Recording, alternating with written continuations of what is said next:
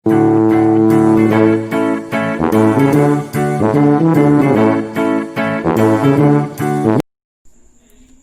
Everyone, I hope कि अब आप सभी को मैट्रिक्स को ऐड सब्ट्रैक्ट करना, दो मैट्रिक्स का मल्टीप्लाई करना बहुत अच्छे से आ चुका होगा।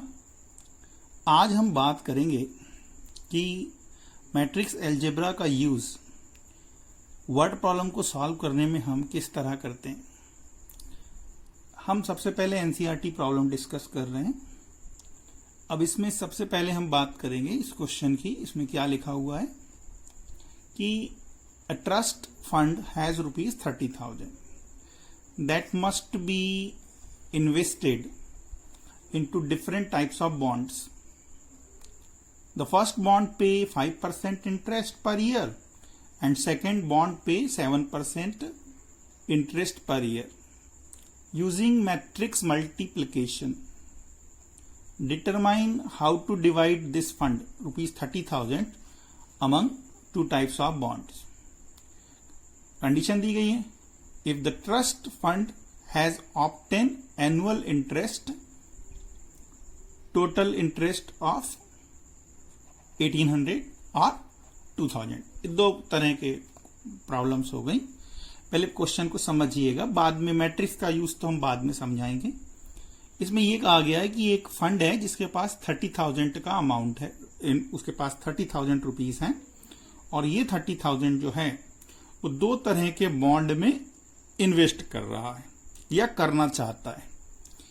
एक बॉन्ड जो है उसको 5% पर ईयर इंटरेस्ट देता है और दूसरा जो है वो 7% इंटरेस्ट पर ईयर देता है।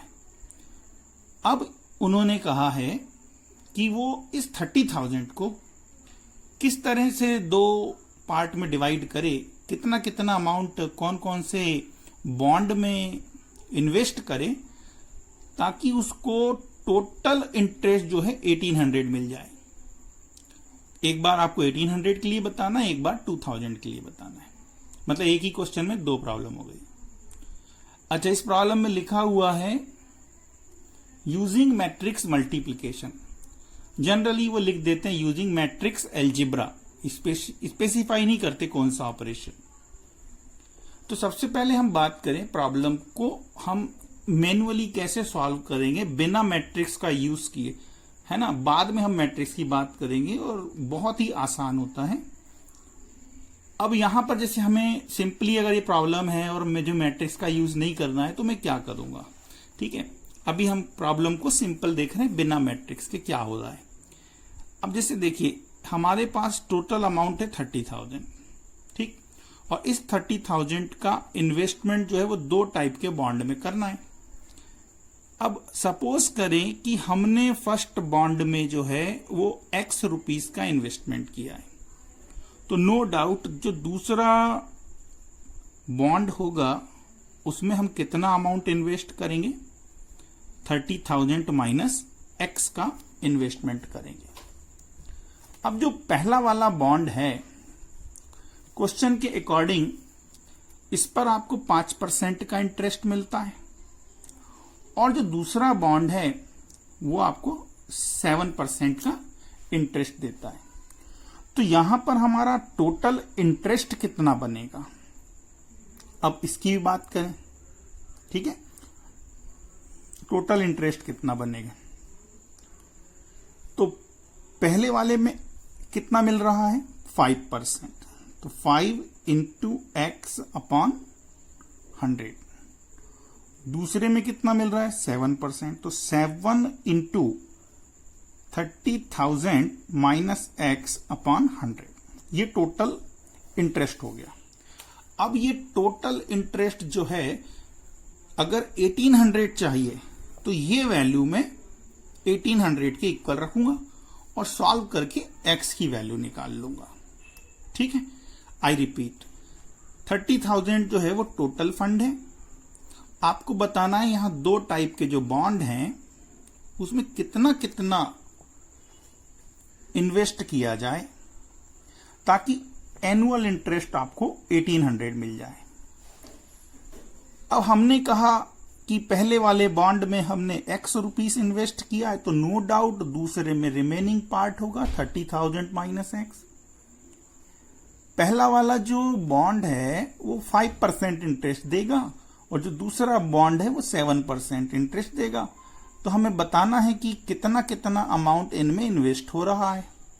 तो हम नॉर्मली क्या कहेंगे, 5% of x plus 7% of 30,000 minus x must be equal to 1800, और इसको सॉल्व करके हम x निकाल लेंगे। अब बात आ रही है यूज ऑफ मैट्रिसेस। ठीक, तो हम मैट्रिक्स का अगर यूज करना चाहते हैं तो हम यहां पे क्या देख रहे हैं कि यहां मल्टीप्लिकेशन का सम किया गया है, सम ऑफ प्रोडक्ट्स किया गया है। अब सम ऑफ प्रोडक्ट में दो चीजें चल रही हैं, एक तो फंड चल रहा है जो आपने इन्वेस्ट किया है और एक चल रहा है इंटरेस्ट, और ये किसके इक्वल रखा गया है, टोटल इंटरेस्ट के इक्वल रखा गया। अगर मैं टोटल इंटरेस्ट की बात करूं तो टोटल इंटरेस्ट में एक मैट्रिक्स से शो करता हूं तो ये 1/1 की मैट्रिक्स बनती है। ठीक है, तो हम यहां दो मैट्रिक्स डिफाइन करेंगे, और मैट्रिक्स मल्टीप्लिकेशन जहां यूज होता है बच्चों, ध्यान रखना कि अगर आपने कोई मैट्रिक्स m/n की डिफाइन की है, रिमेंबर अगर आपने कोई मैट्रिक्स m/n की डिफाइन की है तो वहां एक मैट्रिक्स और डेफिनेटली बनेगी n/p की या n/m की, वो कोई भी हो सकती है। ठीक है, ये सेम होना जरूरी है, राइट है। नहीं बनाया तो ट्रांसपोज लेके बनाएंगे। अब जैसे मैं इसको मैट्रिक्स को सॉल्व करूं, ठीक है, यूजिंग मैट्रिक्स हम इस प्रॉब्लम को सॉल्व करेंगे। ठीक है, हमने सपोज कर लिया let 30,000 be divided into rupees x in first bond and 30,000 minus x rupees in second bond। अब हम इस इंफॉर्मेशन को मैट्रिक्स से शो करेंगे and matrix A is equal to, अब ये जो मैट्रिक्स है ये आपके हाथ में है, आप 2/1 की भी बना सकते हो, 1/2 की भी बना सकते हो। ठीक है, जैसे मैं यहां पे बना दे रहा हूं 1/2 की, तो पहला मैं शो कर रहा हूं x और दूसरा शो कर रहा हूं 30,000 माइनस x, राइट। अब हमें मालूम है ये क्या है, ये बॉन्ड फर्स्ट और बॉन्ड सेकंड में इन्वेस्टेड अमाउंट है। अब हमें यह भी पता है क्वेश्चन में कि कितना इंटरेस्ट मिलता है, 5% और 7%। Let matrix B represents interest paid by two funds.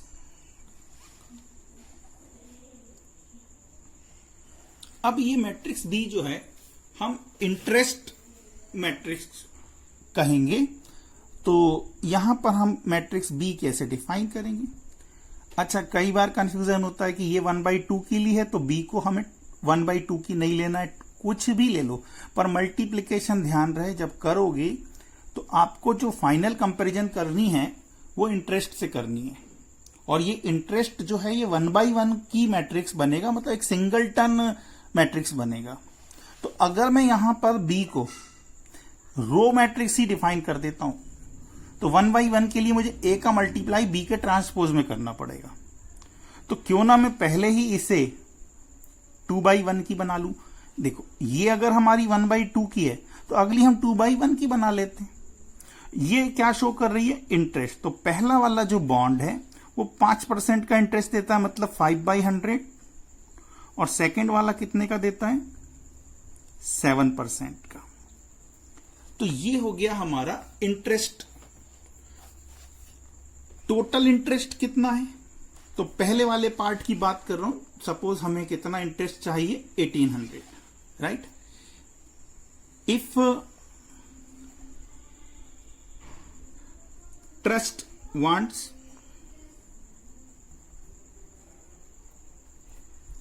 ₹1800 as total interest.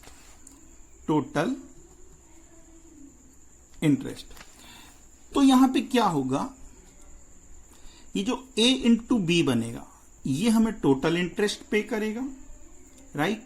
ये 1/1 की मैट्रिक्स बनेगी और इसकी कंपैरिजन हम किससे करेंगे, टोटल इंटरेस्ट को एक सिंगलटन मैट्रिक्स में डिनोट करके।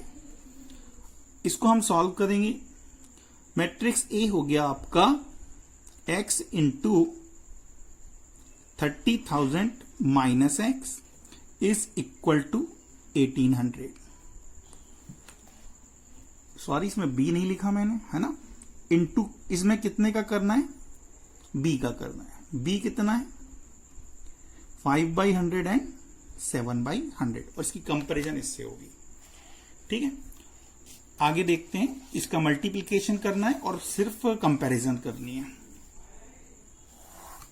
चलिए मल्टीप्लाई करते हैं इसका। तो x का इंटू किससे होगा, 5/100 से। तो ये हो गया हमारा x into 5/100 plus 30,000 minus x का किससे होगा, 7/100 से। तो 30,000 माइनस एक्स इंटू 7/100 और ये मैट्रिक्स किसके इक्वल है, टोटल इंटरेस्ट 1800 के। इसी का जो सेकंड पार्ट है उसके लिए हम क्या करेंगे, यहां 1800 की जगह 2000 लेंगे। अब हम जानते हैं ये भी 1/1 की है और ये भी 1/1 की है। दो मैट्रिक्स इक्वल कब होते हैं, जब करस्पॉन्डिंग एलिमेंट इक्वल हो। तो कंपेयर करने पर ही हो जाएगा 5x/100 plus 30,000 minus X into 7/100 is equal to 1800। अब आगे सिंपल कैलकुलेशन है जो आप लोग बहुत आसानी से कर लेंगे। 100 का मल्टीप्लाई कर दे रहा हूं तो 5x प्लस 7 का इंटू होगा, 7 3 जा 21, राइट, और 2,10,000, right, minus 7x equal to इस 100 का मल्टीप्लाई कर देंगे तो ये हो जाएगा दिस वन। ओके, 1,80,000। सॉल्व करेंगे, minus 2x equal to 1,80,000 minus 2 lakhs और 10,000 सब्ट्रैक्ट करोगे, this will be minus 30,000। Minus से माइनस कैंसिल हो जाएगा तो x की वैल्यू कितनी आ जाएगी, 30,000/2, दैट इज ₹15,000। ये x की वैल्यू हो गई। तो no doubt therefore amount invested in 2 funds या 2 bonds will be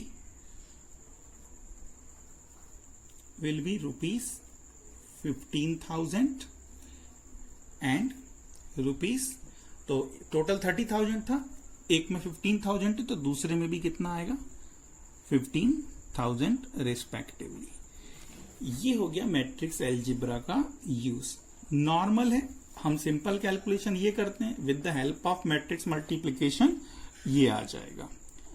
अब यदि इसमें हम 2000 की बात करेंगे तो यहां जो हमने प्रॉब्लम सॉल्व की है इसमें 1800 की जगह क्या आ जाएगा, हाँ 2000 आ जाएगा और बाकी कैलकुलेशन इसी तरह करना है।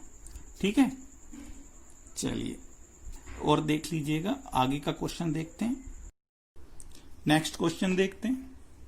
The book shop of a particular school has 10 dozen chemistry books, 8 dozen physics books and 10 dozen economic books. Their selling prices are given.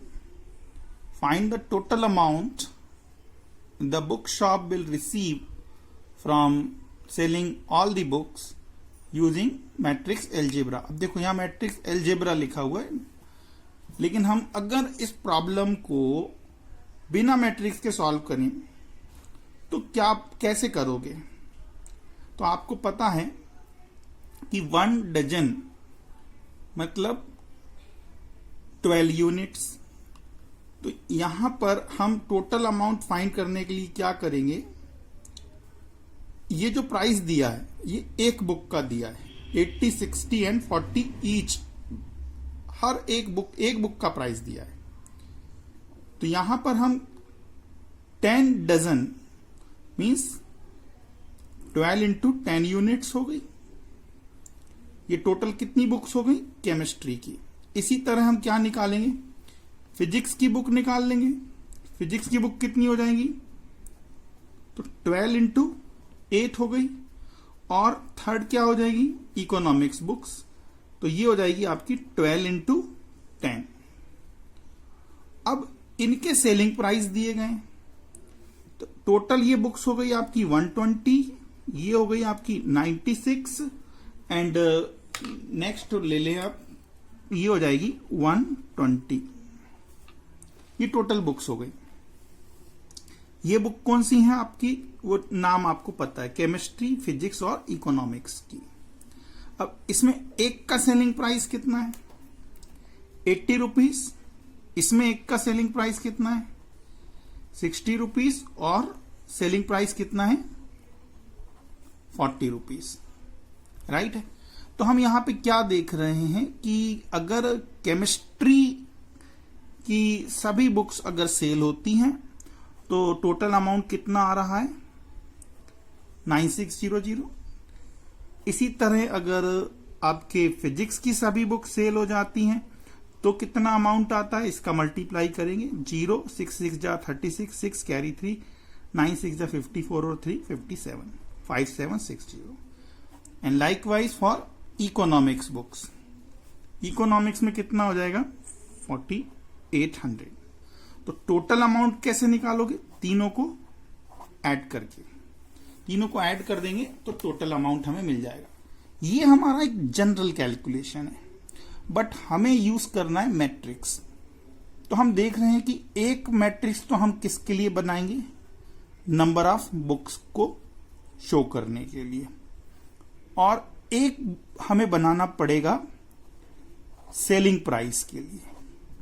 तो 2 मैट्रिक्स बनेगी और नंबर ऑफ बुक्स में सेलिंग प्राइस का मल्टीप्लाई करेंगे तो हमें टोटल अमाउंट मिल जाएगा। Right है। अब हम इसको कैसे करेंगे देखिए। तो मैं यहां पर 2 मैट्रिक्स डिफाइन करूंगा, आप उनको नाम भी दे सकते हैं, नहीं भी दोगे तो कोई प्रॉब्लम नहीं है। ठीक है। सबसे पहले हमने मैट्रिक्स डिफाइन कर दिया A. Okay, capital A matrix showing number of books of different subjects. अब वो सब्जेक्ट्स हमें क्वेश्चन में गिवन है, तो मैंने जैसे यहां पर डिफाइन कर दिया इस टाइप में। ठीक। और नंबर ऑफ बुक्स में क्या ले रहा हूं यहां पे 12 इंटू 10, तो 120, 96 एंड 80। ये क्यों लिखा हमने, तो यहां रीजन दे सकते हैं, since 1 dozen is equal to 12 units.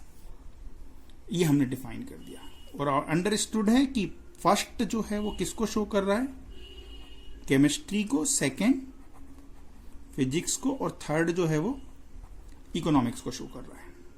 इस तरह से आपने एक 3/1 की मैट्रिक्स बना दी। एंड बी अनदर मैट्रिक्स हम डिफाइन करेंगे, मैट्रिक्स शोइंग सेलिंग प्राइस। ठीक। अब सेलिंग प्राइस के लिए अब हम कैसी मैट्रिक्स बनाएंगे, तो देखो ये 3/1 की है, तो अगली हम बनाएंगे 1/3 की। तो 1/3 में हम सेलिंग प्राइस लेंगे ऑफ ईच बुक, जैसा क्वेश्चन में गिवन है उसके अकॉर्डिंग हम लेंगे 80, 60 एंड 40. Therefore, total amount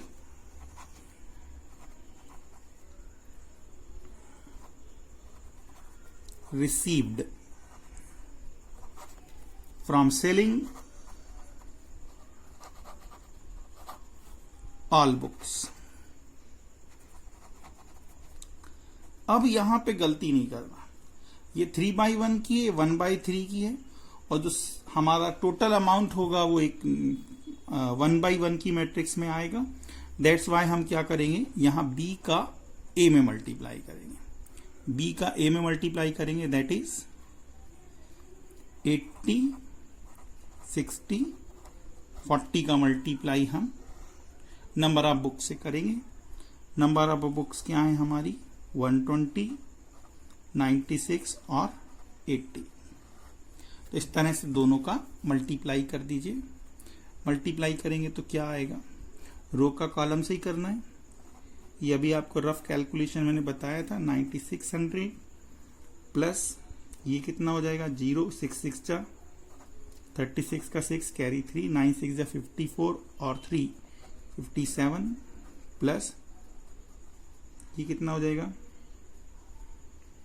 आपका 40 इंटू 80.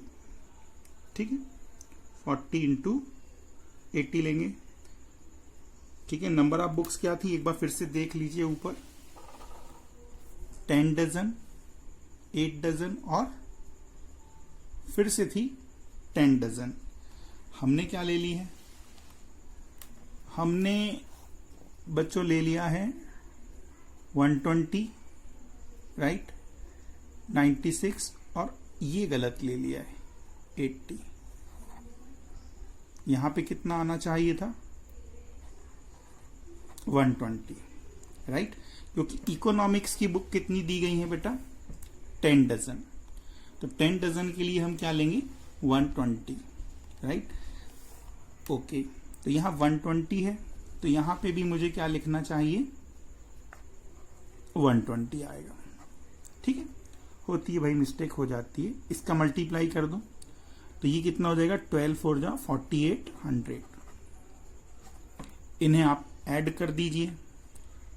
ऐड करेंगे तो ये क्या बनेगा, ऐड करो 0 6 6 60 और ये हो जाएगा आपका 7 और 8 15 15 और 6 21 का 1 कैरी 2 2 और 4 6 6 और 5 आपका हो जाएगा 11 11 और 9 20, right. Therefore amount received will be equal to rupees 20,160. ये आपका फाइनल आंसर होगा.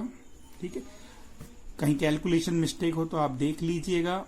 बाकी सबसे पहले क्या करना है, किसी भी क्वेश्चन को ध्यान से पढ़िए, दी गई इंफॉर्मेशन को मैट्रिक्स फॉर्म में शो करना है और मल्टीप्लाई करके रिजल्ट लाना होता है. मल्टीप्लाई जब हम करते हैं तो हमारा मल्टीप्लाई डिफाइंड भी हो. ओके, आगे बढ़ते हैं हम. Let us see the next question. The monthly income of Aryan and Babar are in the ratio 3:4 and their monthly expenditures are in the given ratio 5:7. If each saves rupees 15,000 per month, find their monthly income using matrix algebra या using matrix method. तो सबसे पहले तो हम एक simple सा calculation जो हम इस प्रॉब्लम को सॉल्व करने के लिए करेंगे, पहले उसको हम देखें हमारे दिमाग में क्या आ रहा है. कि भाई रेशो दिया हुआ है, इनकम का रेशो दिया हुआ है, तो इनकी इनकम आपने क्या ले ली, 3x और 4x ले लिया, और इनके एक्सपेंडिचर क्या है 5:7, तो वो हो गए 5y और 7y. और सेविंग ऑफ ईच इज 15,000। तो सेविंग कैसे निकलती है? जब आप इनकम में से एक्सपेंडिचर को सब्ट्रैक्ट करते हैं। तो जो आर्यन है उसकी सेविंग कितनी हो गई? 3x minus 5y which is equal to 15,000। Likewise Babar की सेविंग क्या होगी? 4x minus 7y that is 15,000। और फिर इन दोनों को हम एलिमिनेशन मेथड से सॉल्व कर लेते हैं और एक्स वाई फाइंड कर लेते हैं। बट अब ये दोनों इक्वेशन फाइंड करने के लिए हमें मैट्रिक्स का यूज करना है। ठीक, तो हम यहां पर देखिए 3 मैट्रिक्स डिफाइन करेंगे। एक इनकम को शो करेगी, सेकंड एक्सपेंडिचर्स को शो करेगी और थर्ड सेविंग को शो करेगी। ठीक है, तो यहां पर हमने सपोज कर लिया। लेट सबसे पहले हम क्या डिफाइन कर दें? इनकी इनकम मैट्रिक्स। ठीक है, इनकम मैट्रिक्स हमने ले लिया, कोई भी नाम दे दीजिए, उसमें कोई प्रॉब्लम नहीं है। ठीक है, इनकम मैट्रिक्स ए आप 2/1 की भी ले सकते हो, 1/2 की भी ले सकते हो। मैंने 2/1 की ले लिया। क्वेश्चन के अकॉर्डिंग ये इनकम हो गई 3x और 4x। ठीक, सेकंड हम लेंगे इनके एक्सपेंडिचर की मैट्रिक्स ले लेंगे। तो एक्सपेंडिचर मैट्रिक्स क्या बनेगी? मतलब वह मैट्रिक्स जो इनके एक्सपेंडिचर्स को शो कर रही है। तो एक्सपेंडिचर मैट्रिक्स हमने बी से डिनोट कर दिए। राइट, एक्सपेंडिचर है 5 और 7 के रेशियो में, so we write 5y and 7y। And one more saving matrix. Saving matrix भी हम चूंकि सब्ट्रैक्शन ले रहे हैं तो हम इसी ऑर्डर की रखेंगे और saving of each is given as 15,000। Right, तो यहां पर हम क्या देख रहे हैं कि according to question we get difference of A and B is equal to S. Matrix A हो गया आपका 3x 4x minus matrix B हो गया आपका 5y और 7y is equal to 15,000 15,000। Left side को सॉल्व करेंगे और ये हो जाएगा 3x minus 5y 4x minus 7y is equal to 15,000 और 15,000। तो बाय इक्वलिटी ऑफ 2 मैट्रिसेस आपको वो 2 इक्वेशन मिल जाएगी जिन्हें सॉल्व करके हम x और y फाइंड करते हैं। ये हो गई इक्वेशन 1 और सेकंड हो जाएगी 4x minus 7y is equal to 15,000। Okay, अब इन दोनों इक्वेशंस को हम सॉल्व करके x y की वैल्यू निकाल लेंगे और x y की वैल्यू हम इसमें रख देंगे। तो यहां पर जब आप x की वैल्यू रखोगे तो आपको इनकम मिलेगी और जब इसमें आप y की वैल्यू रखोगे तो आपको एक्सपेंडिचर मिल जाएगा। राइट है, हमें क्या बतानी है? There monthly income. मतलब हमें किसकी जरूरत है? वास्तव में x की जरूरत है। तो मैं अब इनकम निकालने के लिए केवल y को एलिमिनेट कर दूंगा। So from first and second हम y एलिमिनेट करना चाहते हैं तो कोफिशिएंट सेम बनाएंगे। 7 का इंटू फर्स्ट में करेंगे, 7 3 जा 21x, 7 5 जा 35y इज इक्वल टू 15 7 जा 105। 5 का इंटू यहां करेंगे 20x minus 35y and this is equal to 75। 5, right है, 15 इंटू 5 75,000।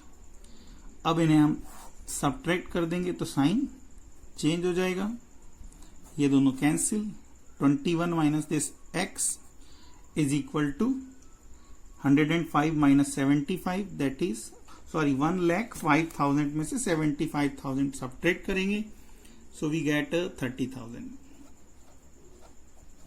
ओके, ये x की वैल्यू है, राइट और इनकम कितनी है 3x और 4x, किसकी, आर्यन और बाबर की। Therefore monthly income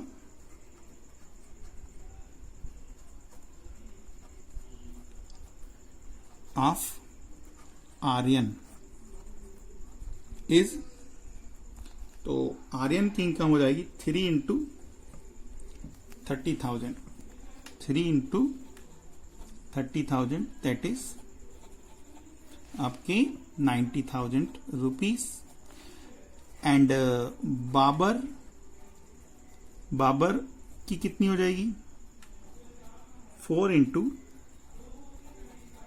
30,000 that is 1,20,000 rupees.